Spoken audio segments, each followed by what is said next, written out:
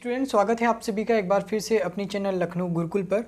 Lucknow university में अब आप लोग अपना ऑड सेमेस्टर का एग्ज़ाम दे करके इवेंट सेमेस्टर में प्रवेश कर चुके हैं।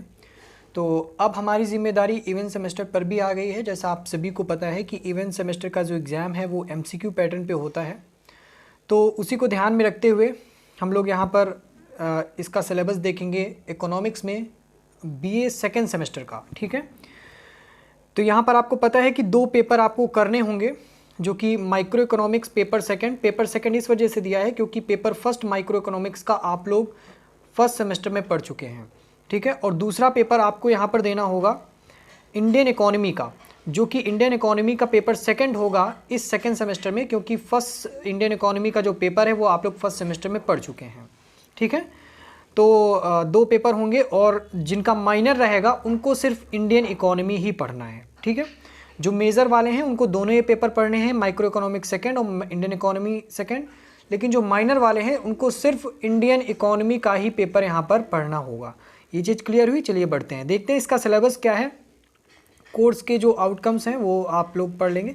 फिलहाल इसमें देखते हैं टोटल नंबर ऑफ़ यूनिट जो सिलेबस में है वो आपकी 4 रहती हैं और 4 यहाँ पर भी हैं।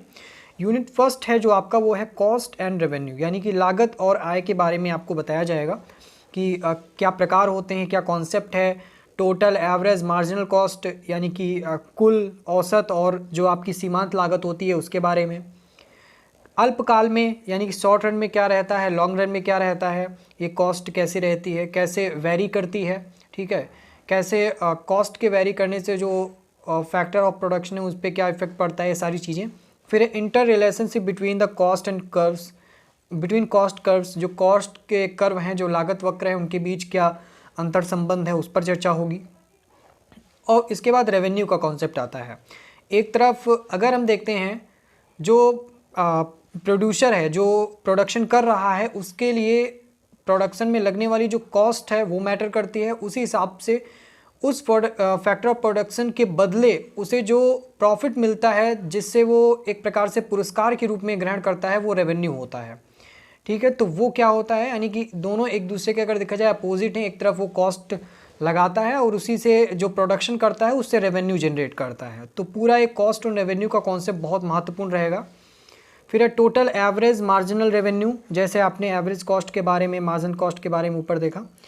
रिलेशनशिप कर्व के बीच में होगा और जो शेप ऑफ रेवेन्यू कर्व्स है वो क्या रहेगा, ब्रेक इवन एनालिसिस।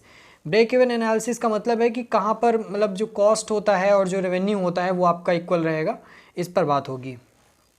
ठीक है, तो अगला जो यूनिट है आपकी वो है market structure and price determination, कि जो बाज़ार की संरचना है वो कैसी होगी और जो मूल्य का निर्धारण है एक मार्केट में, एक बाज़ार में, वो कैसे होगा। इसमें आपको स्ट्रक्चर ऑफ मार्केट के स्ट्रक्चर के बारे में पता चलेगा। आपको परफेक्ट कंपटीशन, कैरेक्टरिस्टिक इसके यानी कि जो पूर्ण प्रतियोगिता होती है, इसी के साथ अगला आपका इम्परफेक्ट कंपटीशन भी मिल जाएगा, जिसमें आपको मोनोपोली, डुओपोली, ओलिगोपोली जैसे जो इस मार्केट के स्ट्रक्चर्स हैं वो आपको पता चलेंगे। तो मार्केट के बारे में पूरी आपको यहाँ पर जानकारी मिलने वाली है। मोनोपोलिस्टिक और मोनोपोली में क्या अंतर होता है, सारी चीज़ें। ठीक है, मार्केट क्या होती है, कैसे इसके क्या फीचर्स हैं, सारी चीज़ें। इसके बाद जो नेक्स्ट यूनिट है आपकी unit third and unit fourth, theory of distribution first and theory of distribution second. इसमें आपको थ्योरीज मिलेंगी जितने भी यहाँ पे इकोनॉमिक्स के आपको कॉन्सेप्ट पढ़ने में आएंगे, चाहे वो रेंट का हो, चाहे वो प्रॉफिट का हो, चाहे वो यहाँ पर क्लासिकल, नियो क्लासिकल के थॉट्स हों, उन पर बेस्ड हैं जितनी भी हैं। इसमें कॉन्सेप्ट ऑफ फैक्टर इनकम क्या है, मार्जिनल प्रोडक्टिविटी थ्योरी क्या है, concept of rent and quasi rent, theories of rent, classical, modern, concept of quasi rent, concept of ways और डिटर्मिनेशन कैसे होता है, थ्योरीज क्लासिकल की, न्यू क्लासिकल और मॉडर्न थ्योरीज क्या हैं, इन सब पे चर्चा करने को मिलेगी। और थ्योरी ऑफ डिस्ट्रीब्यूशन भी इसी का सेकंड पार्ट है, जिसमें आपको concept and interest theories, classical, new classical जो अप्रोच है उनके बारे में, और concept of theories of profit, new classical, यानी कि हर एक थ्योरी पर क्लासिकल और न्यू क्लासिकल का अपना अपना अलग अलग विचार रहा है, उस पर आपको जो सिद्धांत हैं वो देखने को मिलेंगे। ठीक है, ये तो हुआ यहाँ पर सेकंड सेमेस्टर में जो पहला पेपर आपको पढ़ना है। इसके बाद आता है सेकंड सेमेस्टर में ही इकोनॉमिक्स का सेकंड पेपर जो आपको इंडियन इकोनॉमी पढ़ना है। ठीक है, ये वाला पेपर चाहे आप माइनर के स्टूडेंट हों या फिर आप मेजर के स्टूडेंट हो, दोनों को पढ़ना है, ठीक है। माइनर वालों के लिए यही पेपर यहाँ पर आपको पढ़ना है। फिलहाल हम देखते हैं कि इंडियन इकोनॉमी पेपर अब कहेंगे सेकंड क्यों दिया हुआ है। क्योंकि देखिए इंडियन इकोनॉमी का जो पेपर फर्स्ट है, ठीक है, वो आप लोग फर्स्ट सेमेस्टर में पढ़ चुके हैं। ये पार्ट उसी इंडियन इकोनॉमी का सेकंड पार्ट है, या सेकंड आगे की जो चीज़ें हैं, कहानियाँ हैं, आपको यहाँ पर देखने में आएंगी, ठीक है।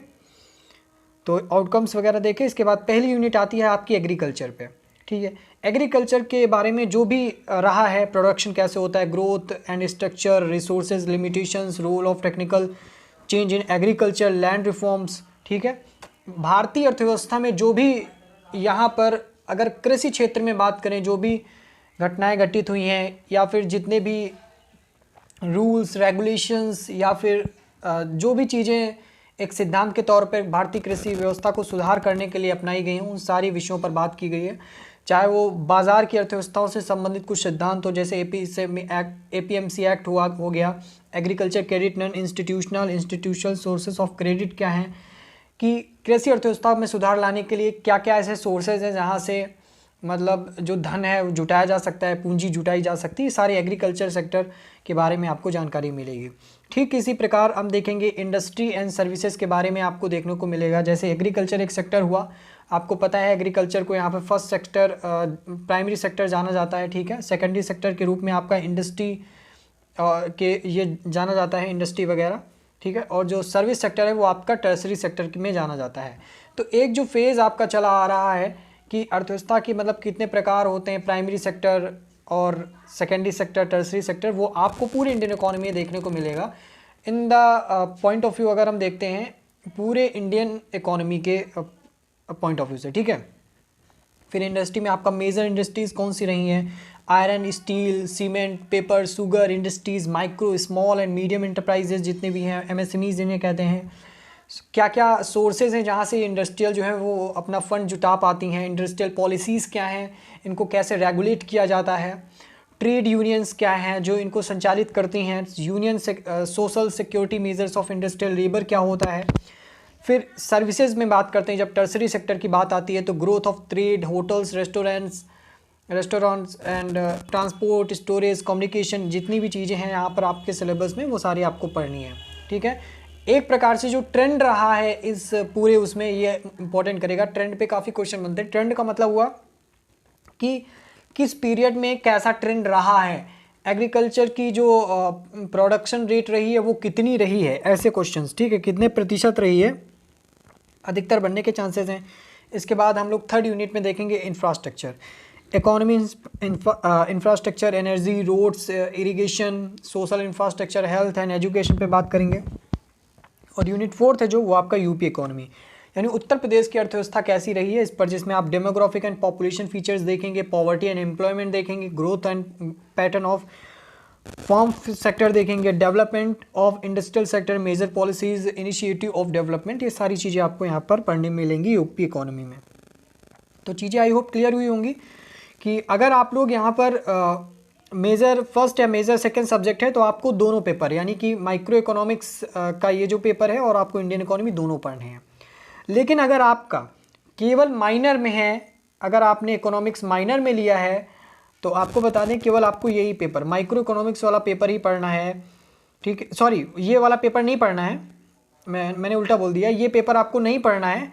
जो इंडियन इकोनॉमी का पेपर है आपको केवल यही पेपर पढ़ना है, ठीक है। अगर आप माइनर से बिलोंग करते हैं तो आपको इंडियन इकोनॉमी का ये पेपर पढ़ना है, ऊपर वाला जो माइक्रो इकोनॉमिक्स है वो नहीं पढ़ना है। ये चीज़ क्लियर हो गई।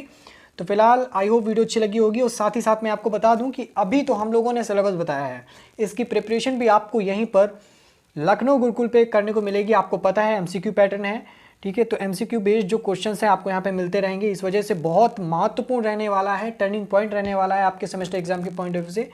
चैनल पे अगर आप लोग पहली बार विजिट कर रहे हैं तो सब्सक्राइब कर लीजिएगा, क्योंकि आपको प्रिपरेशन भी हम लोग यहाँ पर करवाएंगे, ठीक है। वो भी यूट्यूब पे आपको फ्री ऑफ कॉस्ट रहेगी। और साथ ही साथ मैं आपको बता दूं कि अगर आप लोगों ने टारगेट गुरुकुल मोबाइल ऐप को ज्वाइन नहीं किया है तो टारगेट गुरुकुल मोबाइल ऐप को भी ज्वाइन कर सकते हैं, ताकि जो PDF नोट्स वगैरह हैं वो भी आप यहाँ से पा सके, ठीक है। क्योंकि आप अपनी प्रिपरेशन को एक नया आयाम दे सकें, आगे तक इसे ले जा सके। तो फिलहाल हमारे साथ जुड़ने के लिए आप सभी का बहुत बहुत धन्यवाद। मिलते हैं नेक्स्ट वीडियो में। Thank you so much.